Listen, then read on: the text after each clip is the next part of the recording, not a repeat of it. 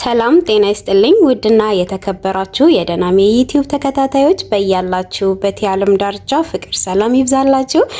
እንዴት ናችሁ? ጠፍተሻል፣ ምን ሆነሽ ነው? አግብተሽ ነው? ወልደሽ ነው?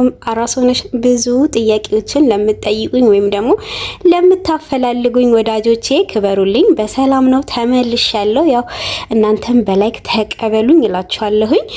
አርቲስት ቃል ኪዳን አበራ ወይም ደግሞ የቀድሞዋ የባባ ሚስት ያው በቅርቡ በሞት ወይም ደግሞ ከ2 ዓመታት በፊት በሞት ያጣነው አርቲስት ባባ ታሪኩ ባባ ሚስት ናት።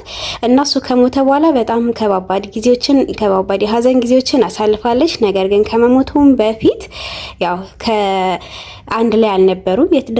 የትዳር ዓለም ውስጥ አልነበሩም። ተፋተው ነበር፣ ግን ቢፋቱም በፍቅር ነበር የሚኖሩት። ያው አንዳንድ ባልና ሚስቶች ተፋታም ብለው ከባባድ ጦርነቶች ውስጥ ይገባሉ። እነሱ ግን በሰላም ነበር የሚኖሩት እና ለሷ ሽምግልና ተላከላት የሚሉ ብዙ መረጃዎች ወጥቷሉ። ባሏ ማን ነው? ማንን ያገባችው? እንዴት? በጣም ብዙ የሆነ አወዛጋቢ ነገሮች ተነስተዋሉ። የሷን በጣም ቆንጂዬ ሆና አምሮባት ምናምን ነገር ፎቶ ተፖስቶ ያንን ፎቶ ይዘው ሽምግልና ተልኮላት ነው ብለው ብዙ ዜናዎች ተሰርተዋሉ። በዛ ዜናዎች ደግሞ ብዙ ልጆች ወይም ደግሞ ብዙ ሰዎች ሀሳባቸውን ሲሰጡ ነበረ። ያው ሀሳቡ ለሁለት የተከፈለ ነው። አንዳንዶቹ እሳይ እንኳን ሆነላት፣ እሳይ ደስ ይላል፣ እንኳንም ማገባች፣ በሀዘን እንትን ብላ ነበር፣ አንገቷን ደፍታ ነበር። ያው ምንም ቢሆን የልጁ አባት ነበር የሞተው። ቢፋቱ በፍቅር ነበር የሚኖሩት። ፍቅሩ ነበረ። ያው ያለ መግባባቶች ይኖራሉ በሰዎች መሀል፣ ግን በቃ ያ ያለ መግባባት አንድ ላይ ሊያስኬደን ካልቻለ ፍቅራችንን ይዘን ተለያይተን ሰው እየተፋቀረ እንደሚለያይ እየተፋቀረ እንደሚፋታ ያየሁት እንደሆነ በእነሱ ነበር። ፍቅሩ አለ፣ ግን የሆነ የማያግባባቸው በመካከላቸው አንድ ላይ መቀጠል እንዳይችሉ ያደረጋቸው ነገር ስለነበረ ተፋተው ነበረ። ነገር ግን እንደዛም ሆነው ፍቅር ነበርና አንድ ላይ ነበሩ። አንድ ላይ አይደሉም፣ ግን አንድ ላይ ነበሩ። በትዳር አንድ ላይ ባይሆኑም በስሜት በፍቅር ግን አንድ ላይ ነበሩ።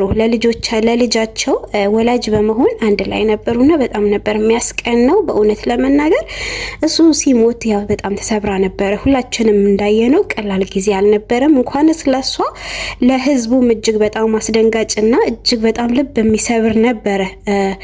ያ ወደ ኋላ ተመልሶ ሀዘንን መቆስቆስ ልክ ባይሆንም እውነት ለመናገር ሁላችንም በጣም ደንግጠናል፣ ከብዶን ነበርና ከሱ ሞት አገግማ እንኳንም ከዛ ሀዘን ወጥታ ከዛ ስብራት ቀና ብላ እንኳንም ሆነላት፣ እንኳንም አገባች፣ እንኳንም ተሳካላት ብለው ልበ ቀና የሆኑ የሰው ነገር ጥሩ ነገሩ የሚያስደስታቸው ወርቅ ልብ ያላቸው ብዙ ሰዎች አሉና ብዙ ሰዎች ይህንን ብለው በጣም ጥሩ ሀሳባቸውን ወይም ደግሞ መልካም ሀሳባቸውን ሲገልጹ ነበረ። እንኳንም ሆነላት፣ እሰይ ደግ አደረገች፣ እሰይ ሆነላት፣ እንኳን ደስ አላት፣ በቃ ደስታችን ነው ብሎ ብዙ ሰዎች ያው በማግባቷ ወይም ደግሞ ሽምግልና ተላከ የሚለውን ነገር ደግፈውት እሰይ እንኳንም ቀና አለች፣ እንኳንም አገባች፣ በቃ እንዴሱ ሞቷል፣ ግን ያው እሷ መኖር አለባት፣ ህይወት መቀጠል አለበት ብለው ሀሳባቸውን የሚሰጡ ንጹህ ልብ ያላቸው ህይወት መቀጠል እንዳለበት የሚያምኑ ተስፈኞች በጣም ብዙ ሰዎች አሉና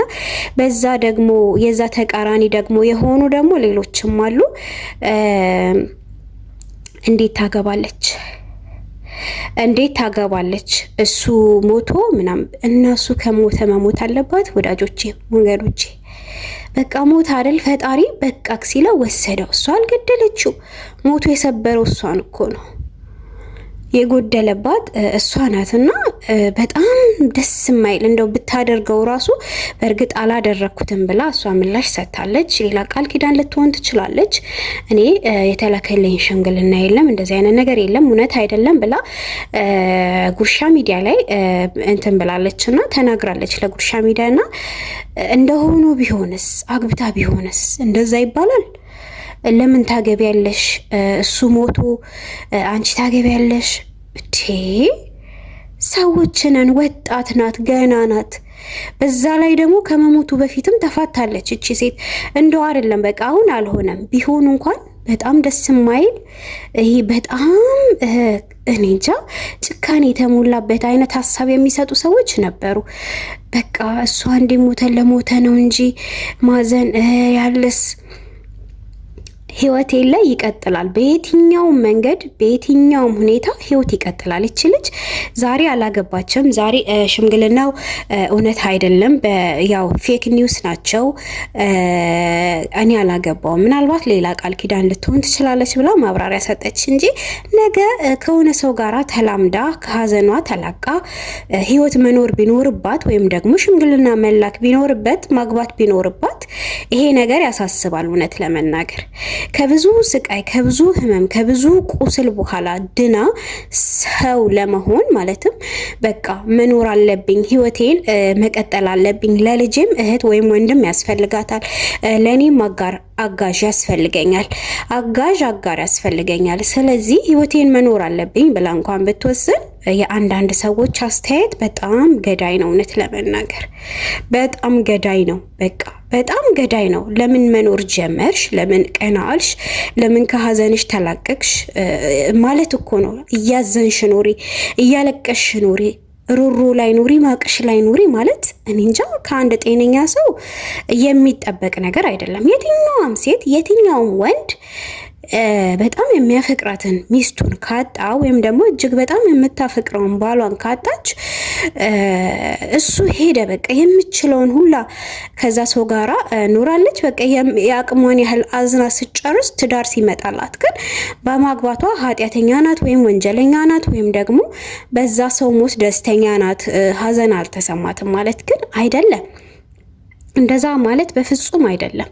በቃ ከማቋ መውጣት ከሀዘኗ መውጣት መጽናናቷ ሊያስደስተን ነበር እንጂ የሚገባው በጭራሽ። አንዳንድ ሰዎች በእውነት ለመናገር ሀሳብ አስተያየታቸው በጣም ነው እኔ እንጃ አይደለም ሁኔታው ላይ ላለ ሰው እንዲሁ ለምናነበው ለኛ ራሱ ስቅጥጥ የሚልና ክፋት የሞላበት ነው። እባካችሁን ቀና ነገር እናስብ። እቺ ሴት አዝናለች። በቃ ቢሆን እንኳን እሷ እንኳን አይደለም እውነት አይደለም ትዳሩ እውነት አይደለም እኔ አይደለሁም ብላለች። ቢሆን እንኳን አንዳንድ ሰዎች የምታቀርቡት ወይም ደግሞ የምትሰነዝሩት ሀሳቦች ልክ አይደሉም። ህይወት ይቀጥላል። በቃ የሞተው አዎ በቃ ቀኑ ሲደርስ ሞቷል። የኛም ተራ ነገም ዛሬ አናቅም። ስለዚህ መጽናናት ስችል ደስተኛ ነው መሆን ያለብን። እሰይ እንኳን መኖር